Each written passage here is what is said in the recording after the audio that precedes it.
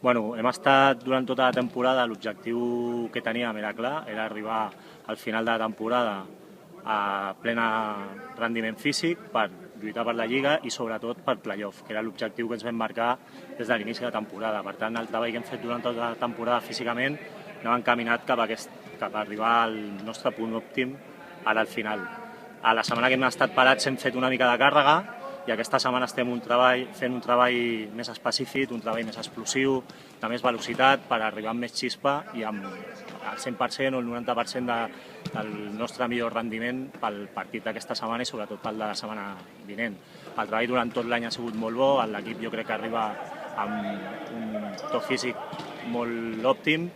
i estic segur que donaran el 100% i estarem a un bon rendiment al playoff per poder emportar-nos la classificació i a l'ascens. Bé, doncs els jugadors arriben bastant bé a aquestes alçades de la temporada, més enllà de les típiques sobrecàrregues normals dels entrenaments. I bé, la veritat és que dintre del que cap, arribats a aquest punt, amb totes les lesions que hem tingut durant tot l'any, podríem considerar que arribem en un bon moment